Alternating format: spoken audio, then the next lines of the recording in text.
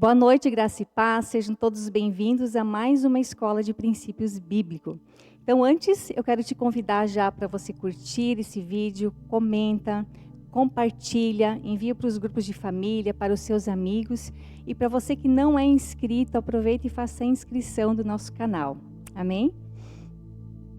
Bom, gente, na semana passada, então, a nossa aula nós falamos sobre o Espírito Santo, né? Com o título A Bíblia nos ensina quem é o Espírito Santo. E hoje nós estamos entrando, então, na nossa 7ª aula, que traz por título A Bíblia nos ensina quem é o homem. E como essa aula ela é bem curtinha, então nós vamos aproveitar hoje e vamos passar também a 8ª aula, que fala sobre a ceia do Senhor.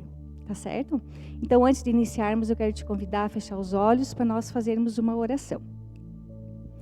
Amém, Pai. Mais uma vez, Senhor, nós estamos aqui. Queremos te louvar, Pai, te agradecer, Senhor, por esse tempo, por essa oportunidade, Pai, de estarmos aprendendo, Senhor, um pouco mais a Tua Palavra. Pai, declaramos, Senhor, a nossa total dependência, Pai, do Teu amado Espírito Santo. Senhor, nos traz a luz, revela, Senhor, a nós, Pai, coisas grandes, Senhor, e ocultas, Pai, que nós ainda não sabemos a Teu respeito. Que Teu amado Espírito Santo possa estar visitando agora cada um no seu lar. Em nome de Jesus, virando chave, Senhor, a cada um de nós. Em nome de Jesus, permaneça conosco, Senhor, nos dando direção. Amém. Então, vamos iniciar a nossa 7ª aula, né? A Bíblia nos ensina quem é o homem. Ora, tudo provém de Deus, que nos reconciliou consigo mesmo por meio de Cristo, e nos deu o ministério da reconciliação, a saber que Deus estava em Cristo, reconciliando consigo o mundo, não imputando aos homens as suas transgressões, e nos confiou a palavra da reconciliação. Deus criou o homem à sua imagem e semelhança. Este, porém, com a queda, por causa do pecado, foi descaracterizado e corrompido. Deus, na sua infinita misericórdia e amor, planejou uma estratégia para resgatar o homem. Jesus Cristo em sacrifício de morte que estabeleceu vitória e vida. Em Cristo, por causa da cruz, somos reconciliados com Deus. Precisamos nos conscientizar de que Deus é um Deus organizado e que administra com excelência toda a sua criação. Agora em Cristo, nós, com seu caráter e identidade, precisamos, como bons mordomos, zelar e cuidar do nosso espírito, alma e corpo para permanecermos nele. Isso só é possível mediante o auxílio do Espírito de Deus, pois somos seres dependentes de sua vida e glória. O resgate de nossas vidas em Cristo, o cuidado que precisamos ter para velar pela salvação e a plena submissão à vontade do Pai nos assegura vida abundante na terra e vida eterna no céu. Conhecimento da criação de Deus. O relato da criação no livro de Gênesis revela um Deus detalhista que se preocupa em estabelecer um universo perfeitamente controlado por seus princípios. Em meio a tudo isso, em seu esmero, ele dá ao homem um lugar especial dentre tudo o que foi criado. Ele prepara um jardim que veio antes visando um ambiente todo especial para a chegada daquele a quem o próprio Deus chama a coroa da criação. O homem devia possuir a terra, sujeitá-la e dominar as outras criaturas. Então Deus, ele é perfeito e detalhista, né? Ele planejou tudo. Ele dá ao homem um lugar especial, né? Lá no livro de Gênesis, nós vemos que Deus, primeiro ele preparou o ambiente, primeiro ele fez o jardim, para depois criar o homem. Então ele preparou, deixou tudo preparado para receber o homem, né? Então o próprio Deus chama essa criação da coroa da criação, que está lá no livro de Salmos, no capítulo 8, versículo 5, né?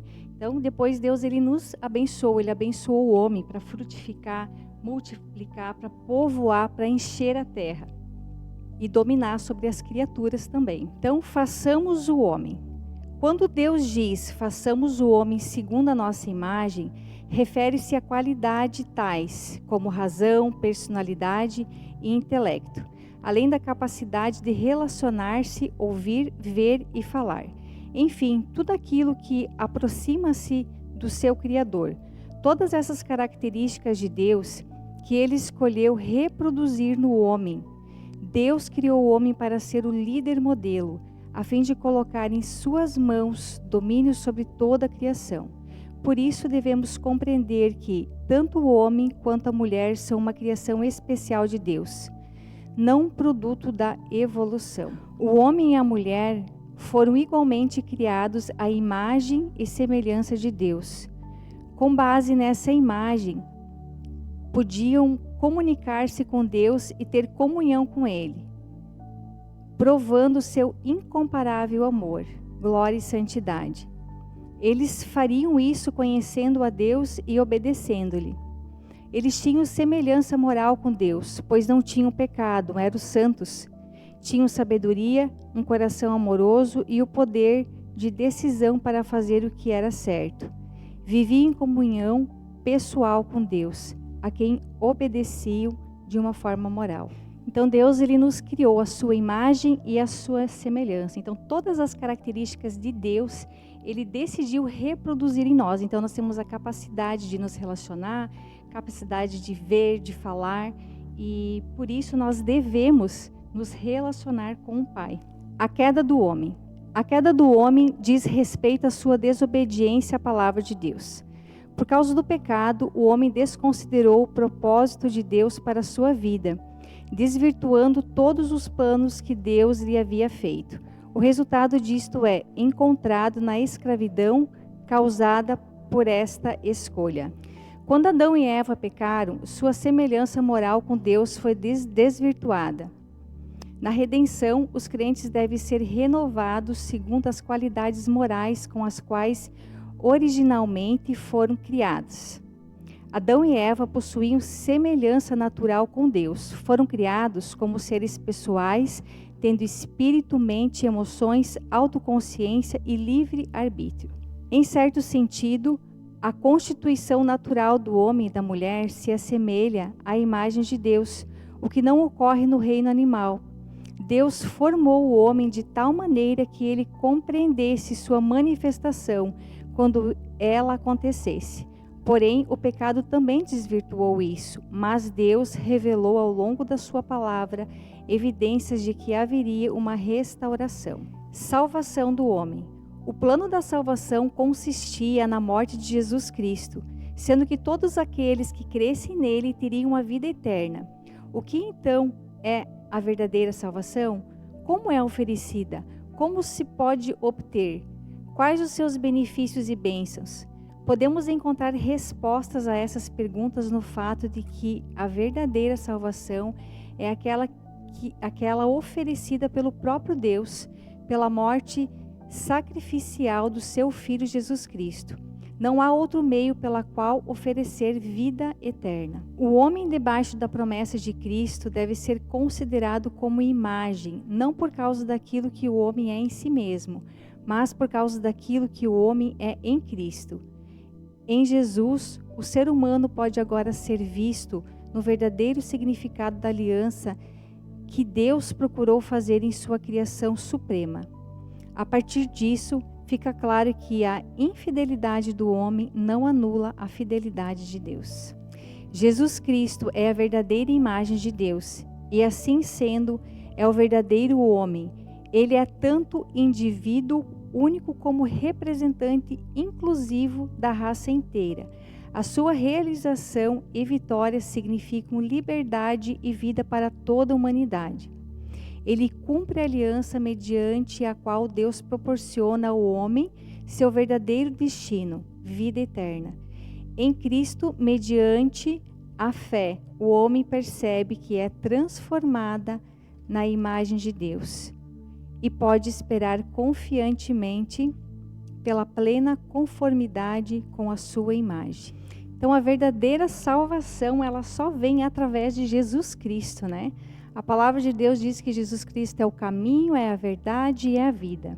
E lá em João 3,16 também diz, porque Deus ele amou o mundo de tal maneira que Ele deu o seu único Filho, para que todo aquele que nele crê não pereça, mas tenha a vida eterna. Então, Jesus Cristo, através do sacrifício de Jesus na cruz, nós temos o livre acesso ao Pai, né? Nós somos salvos através do sacrifício. Jesus Cristo, a cruz é a ponte para a nossa salvação, não existe outro caminho. Conclusão. Deus criou o homem à sua imagem e semelhança para viver eternamente. Temos a trindade do nosso Criador, espírito, alma e corpo. O homem nasceu com a responsabilidade de manter comunhão e permanecer com o Pai. O homem pecou e a semelhança moral com Deus foi desvirtuada. O homem, mediante a fé em Cristo, é transformado na imagem de Cristo. Então, o nosso Pai, o nosso Deus, Ele é perfeito, né? Ele foi perfeito em tudo que Ele fez, continua sendo perfeito em tudo que Ele faz. Então, Ele nos criou a sua imagem, né? A sua semelhança. E Deus, Ele decidiu reproduzir em nós as características dEle, né? Então, Ele nos deu a capacidade de nos relacionar, de pensar, de ver, de ouvir, né? Então, Ele foi detalhista em cada detalhe, Ele pensou em cada detalhe, cuidou de cada detalhe. Então, nós temos o dever de cuidar do nosso corpo, do nosso espírito, da nossa alma e principalmente da nossa salvação, né? Então, manter a salvação é mantermos conectados, é manter essa comunhão com o nosso Senhor. Amém? Então, aqui nós encerramos a nossa 7ª aula. E logo na sequência nós vamos dar continuidade à nossa 8ª aula, que fala sobre a Santa Ceia, a Ceia do Senhor. Então, iniciando a nossa 8ª aula, a Ceia do Senhor. Lucas 22, do 19 ao 20. E tomando um pão, tendo dado graças, o partiu e lhes deu, dizendo: Isto é o meu corpo oferecido por vós. Fazei isto em memória de mim. Semelhantemente, depois de cear, tomou o cálice, dizendo: Este é o cálice da nova aliança no meu sangue derramado em favor de vós. Jesus, na noite em que foi traído, reuniu seus discípulos em um local estratégico para celebrar a Páscoa. Em meio a esta celebração, uma revelação é feita e a ceia do Senhor é instituída. O pão e o vinho, ingredientes físicos, passam a apontar para um significado espiritual de grande relevância. O projeto de redenção do Pai está prestes a se consumar, pois o Cordeiro de Deus, que tira o pecado do mundo, estava sendo entregue à morte. Seu corpo seria partido e o seu sangue seria derramado, a fim de abrir o caminho para a paz com Deus. Hoje, todo aquele que confessa seus pecados e crê no Senhor Jesus como seu Salvador, ao celebrar a ceia do Senhor, reafirma sua condição de fé. Celebrar a ceia é afirmar que uma aliança se estabeleceu entre o pecador arrependido e Deus, que o amou de tal maneira que deu o seu Filho unigênito para que todo aquele que nele crê não pereça, mas tenha vida eterna. A ceia de aliança, um significado importante do Antigo Testamento. Às vezes participamos da ceia do Senhor apenas como um ritual religioso. Mas ela não é um ritual, é uma aliança de permanência na fé e de chamada ao reino de Deus. Em Gênesis 14:18, Abraão recebeu a visita de Melquisedeque, rei de Salém, que trouxe pão e vinho, pois era sacerdote do Deus Altíssimo. Como naqueles dias ainda não havia redenção, Deus veio a Abraão para sinalizar os primeiros passos da fé. A partir daí, Abraão começou a entender que a aliança parte de Deus para com o homem, porque depois da queda, o homem ficou bloqueado, não tendo mais condições de assumir, partindo dele, uma aliança com Deus. O Senhor então chama Abraão para restaurar o deslize de Noé, que plantou uma vinha que serviria para uma aliança, mas foi usada para a embriaguez. Vemos com isso que é possível que uma bênção recebida da parte de Deus se mal administrada por nós, venha se tornar algo venenoso e uma arma nas mãos do inimigo contra a nossa vida. Quando falta mordomia com aquilo que Deus dá, dons e talentos podem ser mal usados e tornar-se-ão maldição. Deus deu o fruto da terra a Noé, e este utilizou de maneira incorreta, embriagando-se, trazendo maldição sobre a sua própria casa. Segundo alguns historiadores, quando Abraão toma a ceia com Melquisedeque, todos os que participaram da guerra, cerca de 318 homens, tomaram a ceia com a família do patriarca. Esse foi o sinal da aliança feita entre aquele povo que se tornou desde aquele dia um só com Abraão. A ceia da aliança antes do Calvário foi um sinal de que todos entrariam numa dimensão profunda de redenção e que viria um tempo novo para eles. A importância do ato profético do pão e do vinho. Nada na Bíblia sem sentido. A ceia, nos costumes judaicos, sempre é precedida de uma refeição para honrar o Messias. Há uma oração em hebraico pronunciada na ceia que diz: Bendito sejas tu, Senhor nosso Deus, Criador do universo, que tira o pão da terra. Bendito sejas tu, Senhor nosso Deus, Rei do universo, Criador do fruto da videira. Tal oração demonstra o reconhecimento da soberania de Deus, do Deus das alianças, que nos dá os elementos necessários para que a aliança com Ele seja constituída. Jesus diz: Eu sou a videira verdadeira, e eu sou o pão que desceu do céu. Jesus é a semente de trigo que brota e alimenta toda a terra. Ele diz isso porque o ato profético do pão e do vinho representa o Messias. Ele é o pão da vida e a videira que cura. Por isso temos que comer e beber o pão e o vinho no seu nome, confirmando a aliança e o mover de Deus no sobrenatural, trazendo o céu até a terra. O Messias vem para dizer sim. Eu estou em aliança com vocês. Ele traz para o mundo o alimento físico e retrata o que está acontecendo no mundo espiritual. Assim como todos ficam saciados fisicamente pelo sinal profético da ceia do Senhor, todos vão estar saciados espiritualmente. Então, esse ato profético, ele é extremamente importante na vida de um cristão. Todos nós, todos os cristãos, nós precisamos participar desse ato profético, que é a Santa Ceia do Senhor. Quando nós participamos da Santa Ceia, nós estamos renovando, nós estamos afirmando, confirmando a nossa aliança com Deus. Cuidados necessários ao participar da Ceia do Senhor. Para subirmos ao altar do Senhor e participarmos da ceia, precisamos tomar algumas posições, pois é um momento no qual lembramos a Deus a aliança que temos com Ele. Por isso, Ele chama a atenção para que nos examinemos antes de cear, pois se houver pendências, precisam ser resolvidas anteriormente, a fim de que não morramos, não ficamos enfermos nem enganados, e façamos tudo com diligência. Depois que fizermos esse exame, comeremos e beberemos. É diferente dos que pregam que quem estiver em pecado não pode tomar a ceia. A passagem de 1 Coríntios 11, 28 diz: Examine-se, pois, o homem a si mesmo, assim coma do pão e beba do cálice. Um exame é a checagem dos pecados que existem na nossa vida, para pedirmos perdão e depois cearmos. Por não fazerem tal exame, alguns ficam enfermos e até morrem, afirma o apóstolo Paulo no livro de 1 Coríntios. Todas as vezes que se toma a ceia do Senhor, mexe-se no mundo espiritual. E para isso, precisamos estar espiritualmente bem. Examinemo-nos, pois, e comamos. Se confessarmos os nossos pecados, Ele é fiel e justo para nos perdoar os pecados e nos purificar de toda injustiça.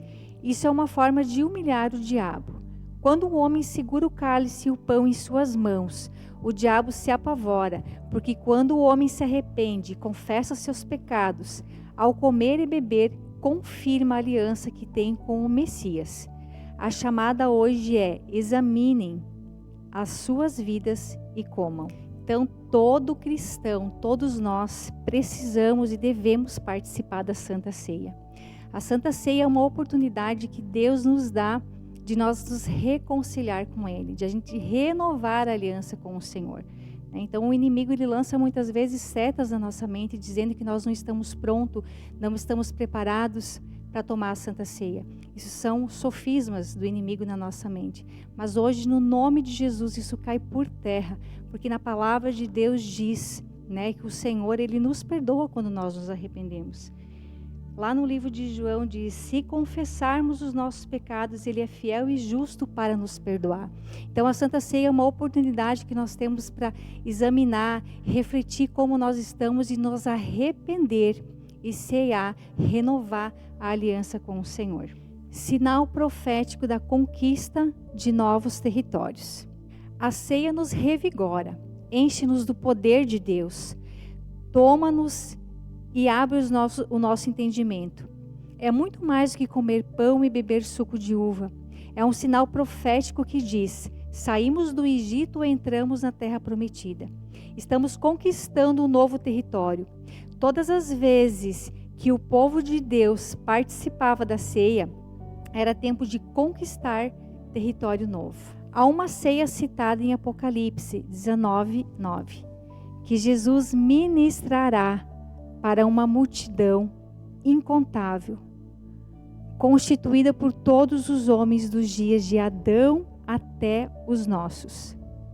Ceia esta que inaugurará mais uma conquista territorial. Será a ceia das bodas do Cordeiro, com os salvos. Nela todas as promessas de Canaã celestial se cumprirão, confirmando o triunfo de todo aquele que perseverou na aliança. Quando nós participamos desse ato profético da Santa Ceia do Senhor, nós somos renovados, nós somos revestidos, cheios do poder do Senhor. Abre a nossa mente, abre o nosso entendimento. A Santa Ceia é a reunião mais importante de um cristão. Nós devemos nos conscientizar que nós devemos sim dar importância a esse ato profético, participar, renovar a nossa aliança com Cristo. A Santa Ceia, ela nos ajuda a nos fortalecer, ela nos mantém firmes, fortalecidos no Senhor, até que Jesus venha, até que o Senhor venha para nós cearmos junto com Ele, assim como diz lá no livro de Apocalipse 19:9, que Jesus ministrará para uma multidão incontável, constituída por todos os homens dos dias de Adão até os nossos. Ceia que inaugurará mais uma conquista territorial. Será a ceia das bodas do Cordeiro, com os salvos. Nela todas as promessas de Canaã celestial se cumprirão, confirmando o triunfo de todo aquele que permaneceu na aliança. Então, no nome de Jesus, vale a pena permanecer para esse grande dia. Amém? Conclusão. A ceia do Senhor é um sinal profético entre Deus e o homem, de que Ele está entre nós e em nós, bem como uma sinalização para o retorno do Messias, de que Ele virá buscar a sua igreja. Amém? Então, que Deus abençoe a tua vida grandemente. Encerramos então as nossas duas aulas, a aula 7 e a 8. Como nós pedimos em todas as aulas, volte todos os slides, releia novamente, anote todos os versículos, pesquise e leia a palavra de Deus, que Deus vai se revelar a você em nome de Jesus. Deus abençoe e até a próxima aula.